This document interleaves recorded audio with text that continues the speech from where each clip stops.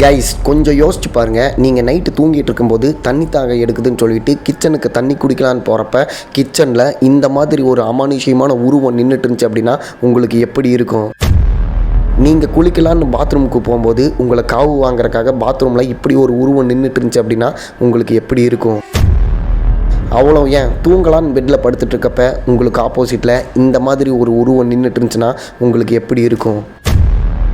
S, இந்த மாதிரி சில பேர்த்தோட வாழ்க்கையில் யதார்த்தமாக கேமராவில் ரெக்கார்டான சில அமானுஷ்யமான வீடியோஸ் தான் நீங்கள் இந்த வீடியோவில் பார்க்க போகிறீங்க. பார்த்துட்டு அந்த மாதிரி சிச்சுவேஷனில் நீங்கள் இருந்தால் என்ன பண்ணுவீங்க அப்படின்றத கமெண்ட் பண்ணுங்கள். உங்களுக்கு இது மாதிரி ஹாரர் வீடியோஸ்லாம் பார்க்க பிடிக்கும்னா இந்த வீடியோவை லைக் பண்ணிவிட்டு நம்ம சேனலை சப்ஸ்கிரைப் பண்ணி பெல் பட்டன் ஆன் பண்ணி வச்சுக்கோங்க. இதே மாதிரி நிறையா ஹாரர் கண்டென்ட் உங்களை தேடி வந்துக்கிட்டே இருக்கும். Welcome to the Hari show. நான் உங்கள் ஹரி அண்ட் இந்த video real cost footages.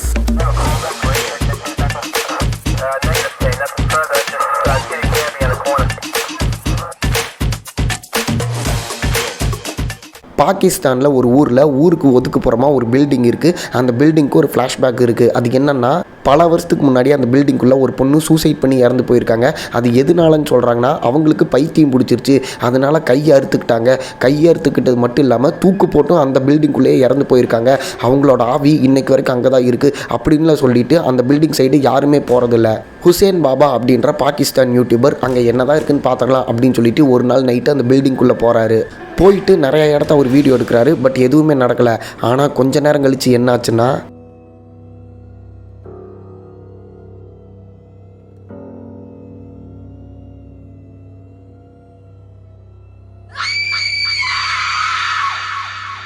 S, இந்த மாதிரி ஒரு உருவம் அந்த பில்டிங்குள்ளே இருந்திருக்கு. மேபி அது அந்த பொண்ணோட பேயாக கூட இருக்கலாம். இவர் வீடியோ எடுத்திருந்தாலும் அதை அவர் நோட் பண்ணல. அதுக்கப்புறம் கொஞ்ச நேரத்தில் என்ன நடந்துச்சு அப்படின்றத பாருங்கள், கொடூரமாக இருக்கும்.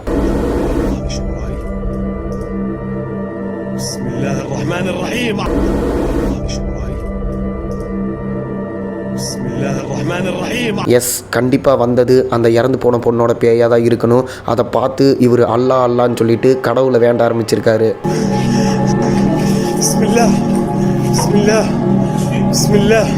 வேற வழி இல்லை. அந்த டைமில் உயிர் பயத்தில் கடவுளை நம்பித்தான் ஆகணும். இப்போ நீங்கள் சொல்லுங்கள், நீங்கள் ஒரு இடத்துக்கு போகிறீங்க, அங்கே தனியாக இருக்கீங்க. அப்போ ஒரு செல்ஃபி எடுக்கலாம், இல்லை ஃப்ரண்ட் கேமரா ஆன் பண்ணி வீடியோ எடுக்கலாம் அப்படின்னு சொல்லிட்டு கேமரா ஆன் பண்ணும்போது உங்களுக்கு பின்னாடி இந்த மாதிரி ஒரு உருவம் நின்றுச்சுன்னா உங்களோட ரியாக்ஷன் எப்படி இருக்கும்?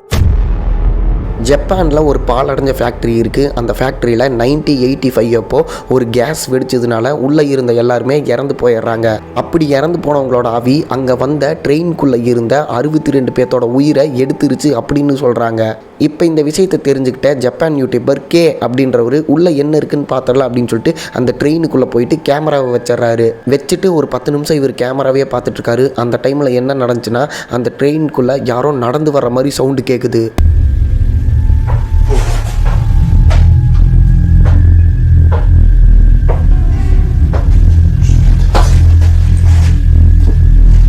இதை அவர் பார்த்துட்டு, என்னடா இங்கே நம்ம மட்டும் தானே இருக்கோம், யாரா நடந்து வர சவுண்டு கேட்குது அப்படின்னு சொல்லிட்டு இவரோட ஃபோன் கேமராவை ஆன் பண்ணிவிட்டு அப்படியே முன்னாடி நடந்து போகிறாரு. போயிட்டு அந்த ட்ரெயின் ஃபுல்லாக தேடி பார்க்குறாரு. அங்கே யாருமே இல்லை. சரி ஓகேன்ட்டு இவர் வீட்டுக்கு வந்துடுறாரு. வீட்டுக்கு வந்ததுக்கப்புறம் இவர் ட்ரெயினில் எடுத்த வீடியோவை பார்க்குறாரு. அவருனாலேயே நம்ப முடியாத அளவுக்கு ஒரு விஷயம் அந்த ட்ரெயினுக்குள்ளே இருந்திருக்கு.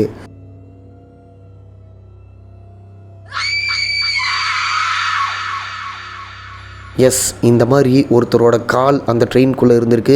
அதை ஒரு வீடியோ எடுக்கிறப்ப லைவாக கவனிக்கவே இல்லை. இந்த வீடியோவை யூடியூப்பில் பார்த்த எல்லாருமே என்ன சொல்கிறாங்கன்னா, அந்த ட்ரெயின்குள்ளே 62 பேர் இறந்து போனாங்களா, அதில் ஒருத்தரோட பேய் தான் அது, அதோட கால் தான் இது அப்படின்னு சொல்லியிருக்காங்க. 23 அக்டோபர் 2023 ஒரு டிக்டாக்கர் ரிலீஸ் பண்ண வீடியோ தான் இது. இந்த வீடியோவில் அவங்களோட கை குழந்தை பர்டிகுலராக ஒரு ரூமுக்கு வெளியே நின்று அந்த ரூம்குள்ளேயே பார்த்துட்டு இருக்குது. இவங்க எவ்வளோ தான் கூப்பிட்டாலும் அது திரும்பி வரவே மாட்டேங்குது.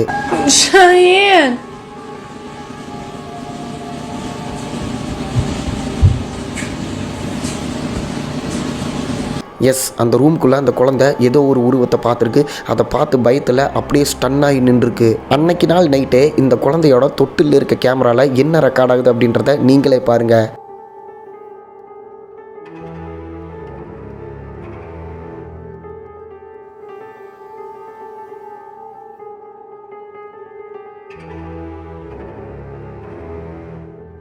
இந்த மாதிரி கருகருன்னு ஒரு உருவம் அந்த குழந்தையே சுற்றி வருது. இந்த வீடியோவை சோசியல் மீடியாவில் பார்த்த எல்லாருமே என்ன சொல்கிறாங்கன்னா, தயவு செஞ்சு உங்கள் குழந்தைக்காக அந்த வீட்டை காலி பண்ணிடுங்க, அந்த பேய் அடுத்து அந்த குழந்தைய என்ன பண்ண போகுதுன்னு தெரில, தயவு செஞ்சு இப்போவே காலி பண்ணிவிட்டு வேறு வீட்டுக்கு போயிருங்க அப்படின்னு சொல்லிட்டு கமெண்ட் பண்ணியிருக்காங்க. சரி ஓகே, அவங்க அந்த வீட்டை காலி பண்ணி போயிடறாங்கன்னே வச்சுக்கலாம். ஆனால் அதுக்கப்புறம் அந்த வீட்டுக்கு யாராவது வந்திருப்பாங்களே, அவங்களோட நிலமை. வழக்கமாக நாய் பூனை கண்ணுக்கு பேய் தெரியும்னு சொல்லுவாங்க, இல்லைனா இந்த மாதிரி கேமராவில் பேய் மாட்டோம். ஆனால் குழந்தைங்களோட கண்ணுக்கும் இந்த மாதிரி பேய் தெரியும் அப்படின்றது தான் உண்மை. செத் அப்படின்ற இவர் மியூசிக் கம்போஸ் பண்ணுறதுல இன்ட்ரெஸ்ட்டாக இருக்கவர். அதாவது ட்ரம்ஸ் ப்ளே பண்ணுறது, கிட்டார் வாசிக்கிறது, இதெல்லாம் வந்து வீடியோ எடுத்து சோஷியல் மீடியாவில் போடுவார். அவர் ஒரு நாள் என்ன சொல்கிறாருன்னா, நான் புதுசாக ஒரு கிட்டார் வாங்கினேன், அது வாங்கினதுலேருந்தே என் வீட்டில் அமானுஷியமாக சில விஷயங்கள் நடக்குது, பொருள்லாம் தானாக விழுகுது, எப்போல்லாம் இதை நான் ப்ளே பண்ணுறனோ இந்த மாதிரி தான் நடந்துட்டுருக்கு அப்படின்னு சொல்லிட்டு சோஷியல் மீடியாவில் வீடியோ எடுத்து போடுறாரு. இதை பார்த்தவங்களாம் என்னென்னு கமெண்ட் பண்ணுறாங்கன்னா, ப்ரோ சும்மா சொல்லாதீங்க, நீங்கள் வியூஸ்க்காக இப்போல்லாம் சொல்லிட்டு இருக்கீங்க அப்படின்னு சொல்லிட்டு கமெண்ட்டில் சொல்லிட்டு இருக்காங்க. இதை பார்த்த இவர் ஒரு முடிவு எடுக்கிறாரு. சரி, இவனுங்களுக்கு வந்து நம்ம லைவாக ப்ரூஃப் பண்ணாதான் நம்புவாங்க அப்படின்னு சொல்லிட்டு இவர் ஒரு நாள் அந்த கிட்டார் எடுத்து ப்ளே பண்றாரு. அப்ப என்ன நடக்குதுன்னா, like that happens every time I mess with this thing. Like that. Yes, இந்த மாதிரி அவர் எப்பெல்லாம் கிட்டாரை ப்ளே பண்ணுறாரோ லைட் விட்டு எரியுது, பக்கத்தில் இருக்க பொருட்கள் விழுகுது. இதை லைவாகவே ஆடியன்ஸ்க்கு காமிச்சிட்டாரு. இப்போ அவருக்கே தெரியுது, இந்த புது கிட்டார் நம்ம வீட்டுக்கு வந்ததுக்கப்புறம் தான் இந்த மாதிரிலாம் நடக்குது, அப்போ இந்த கிட்டாரில் தான் ஏதோ ஒரு பிரச்சனை அப்படின்னு சொல்லிட்டு கிட்டார் வாங்கினார் தெரியுமா. அந்த கடைக்கு போயிட்டு இந்த கிட்டாரோட ஃப்ளாஷ்பேக் சொல்லுங்கள், இது எங்கேருந்து வந்துச்சு அப்படின்னு கேட்குறப்ப அந்த கடைக்காரரு ஒரு ட்விஸ்ட்டை ஓப்பன் பண்ணுறாரு. அது என்னன்னா, இந்த கிட்டார் வந்து ஒரு லேடி வச்சுருந்தாங்க, அவங்களுக்கு இந்த கிட்டார்னா உயிர், ஆனால் அவங்க இப்போ ரீசெண்டாக இறந்து போயிட்டாங்க. இப்போ நீங்கள் இந்த கிட்டார் வாங்கிட்டு போயிருக்கீங்களே, அதனால அந்த லேடியோட ஆவி தான் உங்கள் வீட்டுக்கு வந்திருக்கு அப்படின்னு அவர் சொல்லியிருக்காரு. நீங்கள் ஏதாவது பொருள் செகண்ட் ஹேண்டில் வாங்குறீங்கன்னு வைங்களேன், அதோட ஃப்ளாஷ்பேக் என்னன்னு தெரிஞ்சுட்டு வாங்குங்க, இல்லைன்னா அவங்களோட ஓனரோட ஆவி உங்கள் வீட்டுக்கு வர்றதுக்கு வாய்ப்பு இருக்குது. நிக் அப்படின்ற ஒருத்தர் டைமென்ஷியா அப்படின்ற டிசீஸால் பாதிக்கப்பட்ட தன்னோட பாட்டியை அவர் தான் டேக் கேர் பண்ணிட்டு வந்துட்டு இருந்திருக்காரு. அப்படி இருக்கும்போது ஒரு நாள் ஈவினிங் அவங்க வீட்டில் என்ன நடக்குதுன்னா,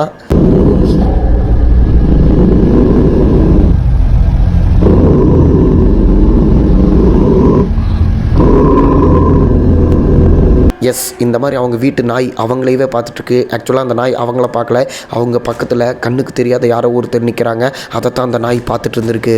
அது மட்டும் இல்லாமல் அங்கே இருந்த வேக்கம் தானாக நகர்ந்து வருது, மேலே இருக்க பொருட்களும் தானாக கீழே விழுந்திருக்கு.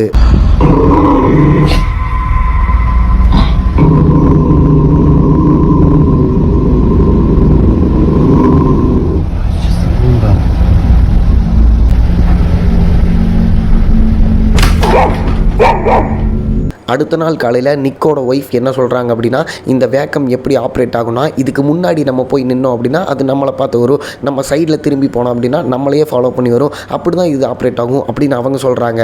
அப்போ யாருமே இல்லாத அந்த இடத்துல அது நகர்ந்து வருது அப்படின்னா அதுக்கு முன்னாடி கண்ணுக்கு தெரியாத யாரோ ஒருத்தர் நின்றுருக்காங்க. அதுக்கு அடுத்த நாள் என்ன ஆகுது அப்படின்னா, அந்த நாய் பர்டிகுலராக ஒரு ரூமையே பார்த்துட்ருக்கு. இவரு கேட்குறாரு, ஏன் அங்கேயே பார்த்துட்ருக்க, அங்கே என்ன உனக்கு தெரியுது அப்படின்னு வந்து கேட்குறாரு. அதுக்கப்புறம் அந்த ரூம்குள்ளே இருந்து அந்த வேக்கம் தானாக நகர்ந்து வருது.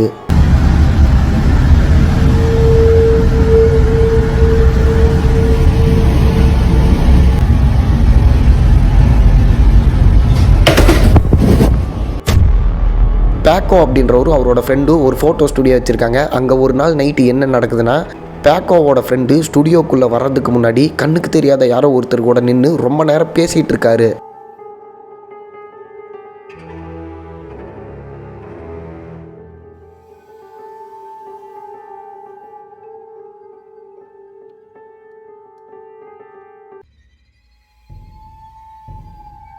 இந்த வீடியோவை பார்த்து பேக்கோ மிரண்டு போயிடுறாரு. இவனுக்கு என்ன பைத்தியம் பிடிச்சிருச்சா, அங்கே தான் யாருமே இல்லையே, இவன் யார் கூட பேசிகிட்டு இருக்கான் அப்படின்னு சொல்லிட்டு இவர் ஸ்டுடியோக்குள்ளே வந்ததுக்கப்புறம் இந்த மாதிரி கேட்குறாரு, நீ யார் கூட பேசின அப்படின்னு கேட்குறப்ப பேக்கோவோட ஃப்ரெண்டு என்ன சொல்கிறாருன்னா, இந்த மாதிரி ஒருத்தர் வந்து என்கிட்ட அட்ரஸ் கேட்டார், அவர்கிட்ட தான் பேசிகிட்டு இருந்தேன் அப்படின்னு இவர் சொல்லும்போது, அப்படியா ஓகே அங்கே எடுத்த ஃபுட்டேஜை நான் இப்போ காட்டுறேன் அப்படின்னு சொல்லிட்டு கொஞ்சம் நேரத்துக்கு முன்னாடி அவர் தனியாக பேசிகிட்டு இருந்தார்ல, அந்த ஃபுட்டேஜை பேக்கோவோட ஃப்ரெண்டுக்கிட்ட பேக்கோ போட்டு காட்டுறாரு.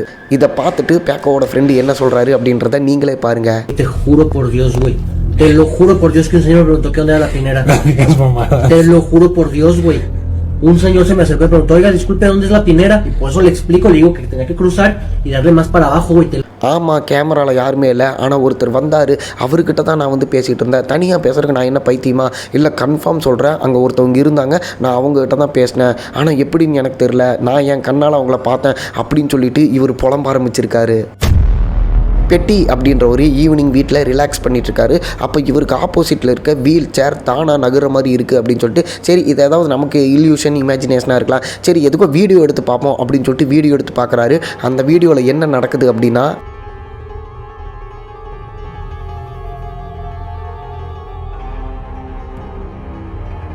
பெட்டி இப்போ முடிவு பண்ணிக்கிறாரு, சரி ஓகே நம்ம வீட்டுக்குள்ளே ஏதோ ஒன்று வந்துருச்சு, நம்மளை என்ன பண்ண போகுதுன்னு தெரில அப்படின்ற பயத்தில் நைட்டு டிவி பார்க்கும்போது நம்மளை சுற்றி கேமராவாக வச்சுக்கலாம் அப்படின்னு சொல்லிட்டு கேமரா ஆன் பண்ணிகிட்டே டிவி பார்த்துட்ருக்காரு. அந்த டைமில் என்னாச்சுன்னா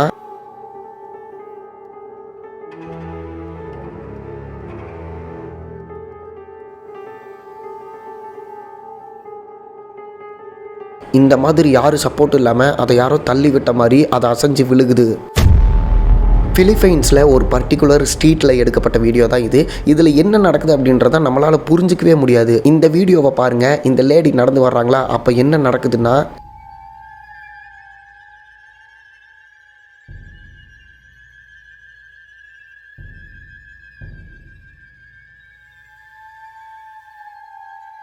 இது வந்து கேமராவில் நடந்த ஒரு கிளிச் தான் அப்படின்னு சொல்லிட்டு வீடியோ ரிலீஸ் பண்ணவங்களே சொல்கிறாங்க.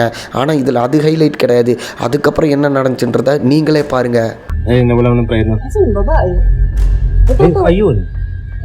Tangkiyal Milasus. Tangkiyal Milasus. Yes, அந்த ஒரு பொண்ணு மட்டும் ட்ரக்கால் இடிக்கப்படுறாங்க. அது மட்டும் இல்லாமல் அவங்க இறந்தும் போயிடுறாங்க. இப்போ நீங்கள் யோசிச்சு பாருங்கள், அந்த ஸ்ட்ரீட்டில் எத்தனையோ பேர் நடக்கிறாங்க, யாருக்குமே இந்த மாதிரி கிளிச் ஆகலை, அவங்களுக்கு மட்டும் கிளிச் ஆகுது. அதே மாதிரி எத்தனையோ பேர் நடந்து போயிட்டுருக்க அந்த தெருவில் இவங்க மேலே மட்டும் ட்ரக் இடித்து இவங்க இறந்து போகிறாங்க. ஸோ இந்த யூனிவர்ஸே அந்த கேமரா மூலமாக ஏதோ நம்மளுக்கு சொல்ல வருது. ஸ்பானிஷில் இருக்க ஒரு ஃப்ரெண்ட்ஸ் கேங் லிஃப்ட்டில் போகும்போது அந்த லிஃப்ட் 16வது ஃப்ளோரில் அப்படியே நின்றுது. அதுக்கப்புறம் அந்த டோரே க்ளோஸ் ஆக மாட்டேது. இவங்களுக்கும் ஒன்றுமே புரியல. சரி லிஃப்ட்டில் ஏதோ ப்ராப்ளம் போல், இது எப்போ க்ளோஸ் ஆகி கீழே போதோ அது வரைக்கும் நம்ம இங்கேயே இருக்கலாம் அப்படின்னு சொல்லிட்டு அங்கே இருக்கிறாங்க. அப்போ டக்குன்னு கரண்ட்டு கட் ஆகிருது. சரி இதுவும் வந்து கரண்ட் ப்ராப்ளம் அப்படின்னு நினச்சிட்டு இருக்கப்ப சுற்றி இருக்கிற எல்லா இடத்துலையுமே கரண்ட் இருக்குது. ஆனால் அந்த லிஃப்ட்டில் மட்டும் கரண்ட் இல்லை. அதுக்கப்புறம் கொஞ்ச நேரத்தில் லைட்டு விட்டு விட்டு எரியுது. சரி இவங்க அதை வச்சு ஒரு ஃபன் பண்ணலாம் அப்படின்னு சொல்லிட்டு இவங்க டான்ஸ் ஆடி பாட்டு பாடிட்டுருக்காங்க. அந்த டைமில் இவங்களுக்கு பின்னாடி என்ன நடக்குதுன்னா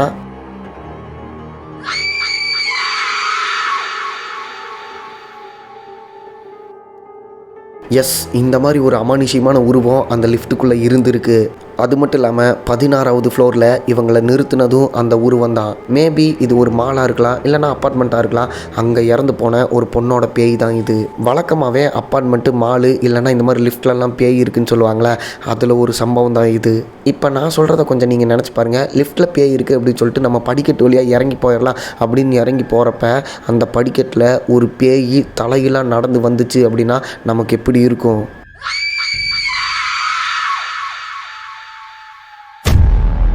இந்த வீடியோவில் நீங்கள் பார்த்த எந்த ரியல் ஃபுட்டேஜ் உங்களுக்கு ரொம்ப பயமாக இருந்துச்சு அப்படின்றத கமெண்ட் பண்ணுங்கள். அது மட்டும் இல்லாமல் ப்ரோ ஒருவேளை நான் நேரில் பேயை பார்த்தாலும் நான் இதை தான் பண்ணுவேன் அப்படின்னு உங்களுக்கு என்ன தோணுதோ அதையும் கமெண்ட்டில் சொல்லுங்கள். இந்த வீடியோ உங்களுக்கு பிடிச்சிருக்குன்னு நம்புகிறேன். ஒரு லைக் பண்ணிவிட்டு நம்ம சேனலை சப்ஸ்கிரைப் பண்ணி பெல் பட்டன் ஆன் பண்ணி வச்சுக்கோங்க. இதே மாதிரி நிறையா ஹாரர் கண்டென்ட் நம்ம சேனலில் வந்துக்கிட்டே இருக்கும். நான் இதே மாதிரியே இன்னொரு பயங்கரமான வீடியோவில் உங்களை பார்க்குறேன். Lights of.